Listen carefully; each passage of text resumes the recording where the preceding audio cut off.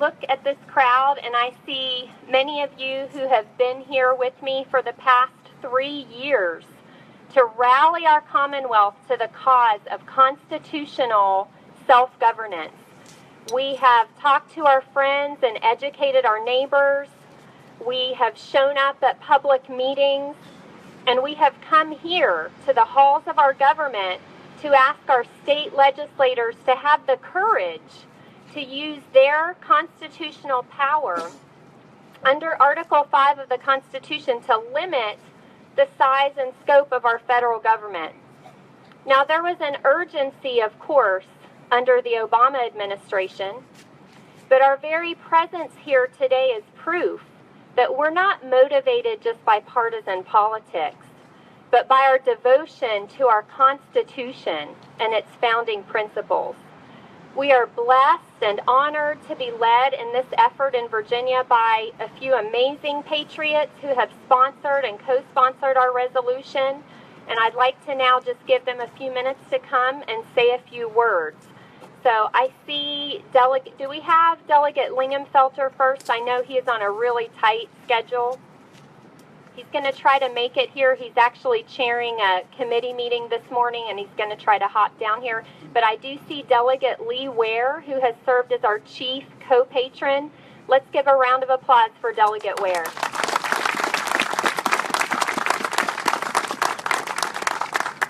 Thank you, Rita, and thanks to all of you. And I love that sobriquet, the Patriots of Virginia, because that's what we are. Some decades ago, the literary critic R.K. Miners wrote a book entitled The Last Alternatives. He was talking about a particular slice of Southern poetry, but he had a broader cultural context in mind. It's the context that you and I have, and the reason for us being away from our jobs, our families, the places where we would habitually be on this Thursday morning. It's because we do have a sense, as Rita said, that we are on some of those last paths. The sense that $19.5 trillion in debt is not a future that is sustainable. That reality, and the realities that we've seen in Washington through the years, are what bring us to this kind of decision to support this kind of alternative that the framers anticipated and prepared for, possibly not knowing exactly that this would be the reason that we would need to come this way. I taught government and history for a little over 30 years, principally in Virginia, principally in our public schools. And I don't take lightly the idea that we would take this step, an Article 5 convention, but I take it seriously, as do you, and thus your presence today, for which I am very grateful, and for the work of those like Rita and others who have fought on behalf of this, because it's not an easy one, and it's not easy to convince everybody of the immediacy of this need and of the urgency of the hour in which we are. We are at an urgent hour. I think of my kids and my grandkids and the nation that they will inherit, and it is in that thought that I am with you today, and I'm with you not only physically but urgently in pressing forward the Article 5 convention. You know, some of the opponents of the Article 5 convention give a list of horribles of potential outcomes that might happen if we have a convention, most commonly the runaway convention or a variety of objections of that nature. And I'm sure that if they're not here today, there are many people, a number of people, constitutional lawyers and scholars who have addressed those. My simple response to that is, if something were to go the wrong way or to go awry, which I do not anticipate, given the thought and the preparation that's gone forward in this, if something were to go awry, a mere 13 chambers in 13 states would be sufficient to deter that action or misaction. So I don't fear for this. And if we are capable today of self-government, we can go forward with confidence of a convention of the states. This is a road not yet taken in the United States, but I believe this road at this time is that alternative, that last alternative that we need to gird for and we need to prepare for the future of this country, for our children, and for our children's children. I thank you for being here, and I thank all of you who have lent your labors and your voice to this important movement. Thank you. Thank you, Delegate Ware. Delegate Ware has been a real leader in more than just lending his name as a co-sponsor. He has been a real champion for our effort here in Virginia, and we're really grateful to have his active leadership on the Convention of States project. You know, I'm still sort of watching. I just got word Delegate Lingenfelter is still held up in committee. We were also expecting Senator Bill Carrico, who is our courageous Senate sponsor, but I don't see him yet. I trust someone will signal to me when he arrives. Before we go any further, I've noticed a lot of veterans in our crowd today, and I'd like for us to just take a few minutes and recognize them with a round of applause first.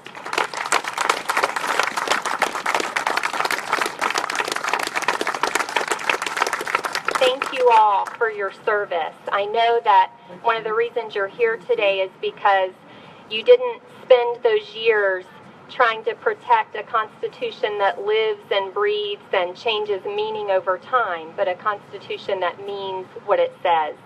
So thank you. We're glad you're here today. Yeah, if you can just make sure the sidewalk is clear, please, so people can get through. Thank you. So while I continue to stall for just a few moments, I'll say a few words about what our plan is, because we didn't come here just to chit-chat. We didn't come here just to have a nice little speech this morning. We came here to take action, and I know that's why you are all here. So we really want to accomplish two things today. First, we want to celebrate the courage of the 52 Virginia delegates who stood up for the Constitution last session and passed our resolution in the House of Delegates. Let's give them a hand. So we're going to be making visits to their office a little later today and giving them thank you cards to show our appreciation. And then second is the not quite as fun part of our job. We need to challenge our senators to stand up and have that same courage, to draw the line in the sand where Washington, D.C. stands on the other side and to say, no farther. Enough is enough. We're going to hold the line for the states and the people. So that's what our plan is for today. And do we have no Delegate Lingenfelter yet? I think I'd like to go ahead and bring up Mark Meckler, and I'm really proud to have him in our Commonwealth today. This is his first time at the Capitol in Richmond, and he's been really impressed so far, I can tell you. You know, Mark, of course, is the president and founder of Citizens for Self-Governance, which is the parent organization for the Convention of States project, and part of my job is to send Mark all over the country to testify in state legislatures, to meet with state legislators. And I got to tell you, I don't know how he does it. He was in Wyoming, yesterday? 2 days ago? 2 days ago, I think. And his travel schedule is brutal. But what I can tell you about Mark is that he is absolutely 110% committed to this cause. And he will do absolutely everything in his power to save the Republic for the next generations of Americans. So I am so proud to work for him, to know him, to call him my friend. Please welcome Mark Meckler. Thank you. Thanks for being here today. You know, Rita said that I was impressed. One of the things that I was so impressed with, I just came from Wyoming, right? And I don't know if any of you have been to the Capitol in Cheyenne, Wyoming. It's a little bit different than it is here. First of all, it's 19 degrees, so I like it better here today. I know you guys ordered good weather for me. And we were walking around the Capitol, and I was telling Rita, it's so nice in here. It's just beautiful. And I've been to most of the state capitals now, and it is. You guys have a beautiful Capitol. In Wyoming, by the way, I kind of like it this way. The legislators have no staff and no offices at all. So it's kind of the way a citizen legislature should be, but it's a beautiful building you have here, beautiful facilities here in the Commonwealth, and obviously one of the most important states in the Union in so many ways. Historically, according to the Article 5 movement, the most important state in the Union. This is the place, from the minds and the hearts of Virginians, Article 5 was actually born.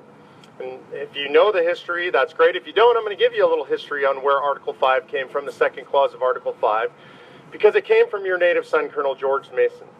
On September 15, 1787, Mason stood to address the assembly there who were drafting the Constitution. I want you to think about that date. That is 2 days before the end of that great convention where they drafted that incredible, inspired document. So the convention's almost over, right? September 15th, 2 days, they're pretty much getting ready to leave. And he addresses the assembly and he says that we have a terrible problem. We have a flaw in the Constitution we've drafted. We've given the power to Congress to propose amendments should they deem them necessary, but we haven't given that same power to the people acting through their representatives in the states. And he asked them a question. I think this question resonates through the ages. He said, are we so naive that we believe that a government which becomes a tyranny will propose amendments appropriate to restrain its own tyranny? I wish we had video of that event because I think they probably all laughed. And when I say that, people generally laugh. You can look at the entire scope of human history. There is no tyranny that restrains itself. That's not human nature. Power by its nature centralizes, and the more it centralizes, the more it continues to centralize. So he had landed upon a fundamental tenet of human nature that we had to give the states, the people acting through the states, the power to take the power away from Washington, D.C. You know, if you've read Madison's notes at the convention, you see that everything was contentious at that convention. They literally debated just about everything you could possibly debate. And Madison's notes reflect on this issue something extraordinary. No debate. No debate.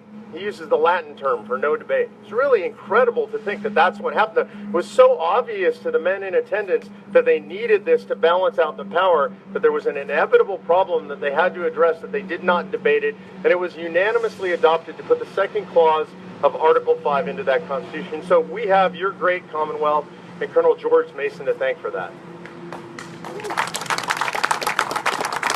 That being said, it makes it especially poignant and sad that we couldn't get your senators to pass the Convention of States resolution last year. The House of Delegates did an incredible job. There was a hard-fought debate there. You guys barely won that debate, but you did win it, thanks to Delegate Ware. Delegate Ware had a lot to do with that. We really appreciate that. And other delegates, Linghamfelter, who led the way on this.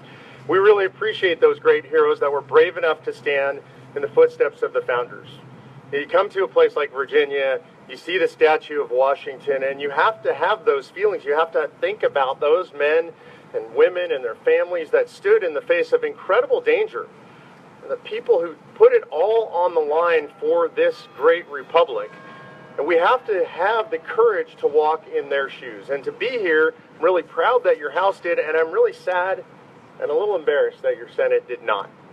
And the reason that they give us for not walking in those shoes, the reasons that we hear over and over, are based around a few simple words. Words that the founders almost wouldn't recognize. Words like fear and worry and concern. Words that led them in the Senate to inaction.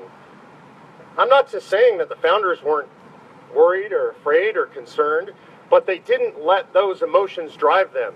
They were courageous men and women and families of action. These are people who are willing to step up, willing to do, willing to put it all on the line. And that is the kind of courage that makes this nation great. Some people say that what we're trying to do with the Convention of States project is impossible.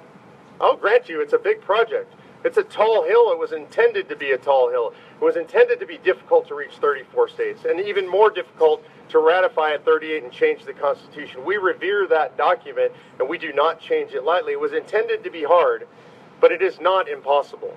And in fact, even if we say it's impossible, this is a nation built on the impossible. Many people, I'm sure, thought when we struck out on our own and decided to fight the greatest military empire on the face of the earth in Great Britain, many people thought that it was impossible. But with Providence, and the founders no doubt relied on Providence, we accomplished the impossible and became an independent nation. And if you look at the course of our history, many things that this nation had done would have been thought to be impossible. World War II, we fought a multi-front war all over the world as still a relatively young nation and prevailed for goodness, for righteousness, and in my opinion, again, because of Providence. So today we are at a crossroads in American history. Today in your state and states all across the nation, the federal government controls roughly 65% of your state budget. That means, just to be clear, that your vote is actually worth 35% of a vote here in your state legislature, because your legislators have only 35% discretion, roughly, on what they spend your money on. Instead, that's decided by people in Washington, D.C. I normally say far away. For you guys, it's not so far away. Probably uncomfortably close for you guys. And so the question is, who are we as a nation?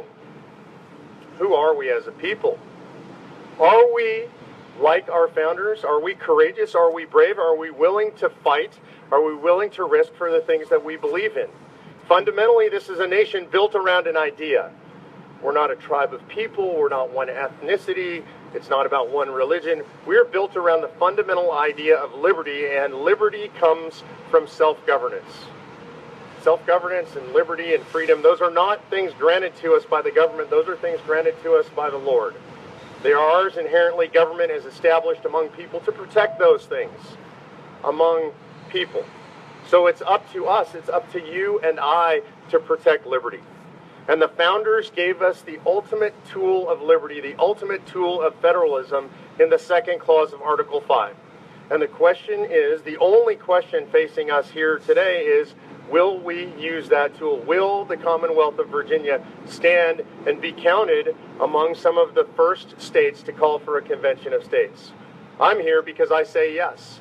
You guys proved it halfway last session. I'm really proud of you for getting that done. That was not easy. In some states it's easier. It was harder here.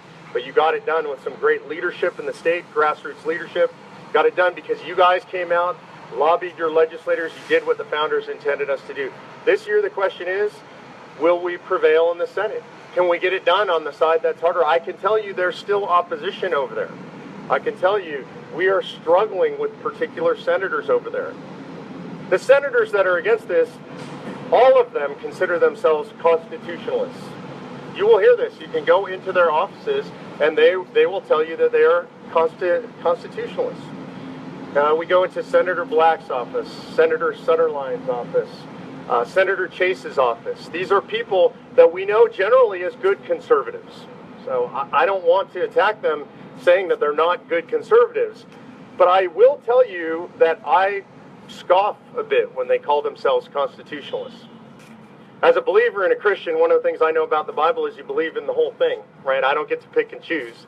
Some of it's harder than other things in there, but, you know, we're held to the whole thing. If you read that Constitution, the whole thing applies to all of us.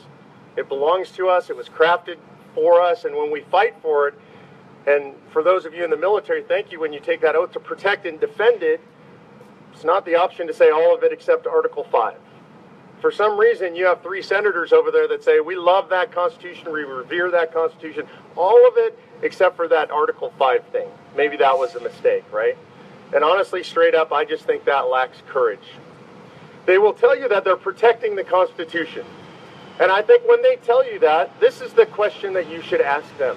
You should ask them, which Constitution are they protecting? Likely, they'll stare at you blankly when you ask them that question. Likely, they're carrying a pocket constitution. And so they are protecting what they believe is that pocket. There's somebody with a pocket constitution right there. That's important. So they think that that's what they're protecting. That Constitution is incredible. That document is beautiful and clear and drafted by the people, for the people. All of you know what it means. You can read it. You can interpret it. It was drafted in that way. And that Constitution, by the way, is under glass at the National Archives and is no longer your Constitution. That's where it comes from. But if you've never seen this, I recommend you look up online the annotated Constitution. I bought one recently. You can't get it on Amazon, but you can order it from the government printing office. They don't have Prime service from the government print. It takes about 6 weeks to get it. I think they hand print every one that you order, and it's about that thick. I actually can't make my fingers. It's about that thick, right? About 20 pounds. 2,738 pages at its last printing, plus I got the 143-page supplement from the last session. That is your Constitution. It contains every case ever issued by the Supreme Court interpreting the Constitution. And in that Constitution are all kinds of things that these constitutionalist senators will tell you that they hate. In that Constitution is the Obamacare decision. In that Constitution are the cases that interpret the Commerce Clause to say that not doing business is business. In that Constitution is something that Thomas Jefferson would have been horrified by. Jefferson was a big believer in education and, frankly, a big believer in public education. He believed we had an obligation to create an educated population. When he was founding the University of Virginia, one of his friends came to him and said, Mr. Jefferson, we ought to get the federal government involved in spending money to build this university. And he said, obviously you don't understand the Constitution. It would require a constitutional amendment to have the federal government involved in education. How far have we fallen? Right, from the ideals of a man like Jefferson who believed in public education but understood his Constitution well enough and was close enough to it that he knew that it would take an amendment. We have no such amendment today. Obviously, the federal government is deeply involved in our education system. So the question is, which Constitution are those three senators defending? And I would ask that when you meet with them and they tell you that they are constitutionalists, that you ask them that question. Ask them if they have a copy of the annotated Constitution. Ask them if that's the Constitution they love. Ask them if they love the decisions on the Necessary and Proper Clause, or the General Welfare Clause, or the Commerce Clause, or the Obamacare decision, or any number of decisions that they hate. And then ask them, if they don't like those decisions, how do they intend to fix it? What is their solution? One of the things that makes us unique as Americans is we fix stuff.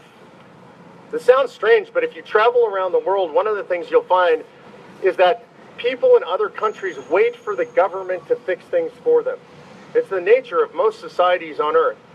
I had the privilege of having dinner last night with a bunch of our grassroots leadership at a pizza joint not far from here, right? And we walked into the place, and it's set up like a normal restaurant, tables here and there, but we're a big group. We needed a bigger table. So what do you think we did? Pulled the tables together, right? Because that's what Americans do. When they need stuff, they make it happen. I'll tell you, if you travel to Europe or you travel to Asia, and I've done this, if you were to do that in a restaurant, everybody'd look at you like you're crazy because you didn't ask the boss man for permission. Who are you to think that you could actually fix something on your own? You could actually rearrange the tables on your own. Well, we are people who believe in rearranging the tables. We do it on our own. That's the tool that Article 5 is. It gives us the power to rearrange things when they get out of balance. That's who we are fundamentally as a people. It's who we've always been, and it's who we always should be. You guys prove it by being out here today. I greatly appreciate that you're out here today. I hope that you will go over to the legislature, thank the people that support us, challenge the people that don't, but always in a polite and godly way. That's who we are as an organization. We're not mean, we're not abusive, we're not overly aggressive with people, we're always polite. I hear it all over the country. Even people who disagree with us appreciate when we come in their offices. So thank you guys for being here. God bless you for being part of the movement to save America, and I'll see you over at the Capitol.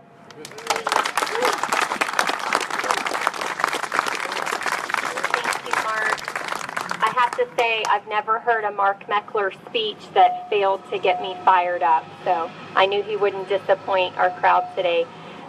Terry, do we have an update on Delegate Lingenfelter?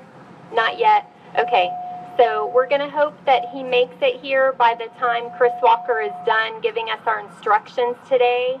If for some reason he doesn't make it, just know that he really was excited about being here today, and he does chair this committee or subcommittee that he has to be on right now, and if he can't get out, then he can't get out. But he really is appreciative that all of you are here today and of your efforts to help him as he leads the way for Convention of States in Virginia.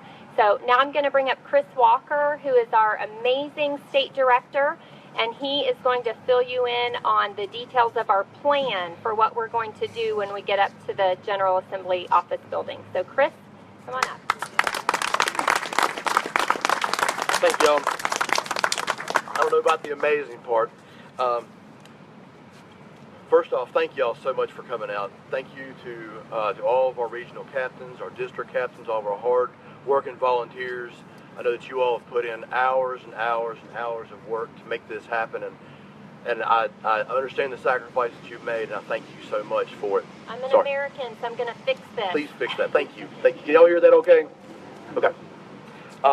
First off, if you have not done so already, make sure that you go to your table, wherever you're from, whether it's Northern Virginia, Roanoke. The Roanoke region expands all the way down to Southwest Virginia, Richmond area, Virginia Beach, Tidewater area, or the Shenandoah. Please make your way to one of these tables here. I'd like you to get a button on, and I'd like you to sign in. Put your name and your cell number down on the clipboard that we have right there, so that we can keep up with you all as we go about the day. Okay. Number two, if you can help us to clean this up, we got to be going out of here once we get done with the rally. So if you don't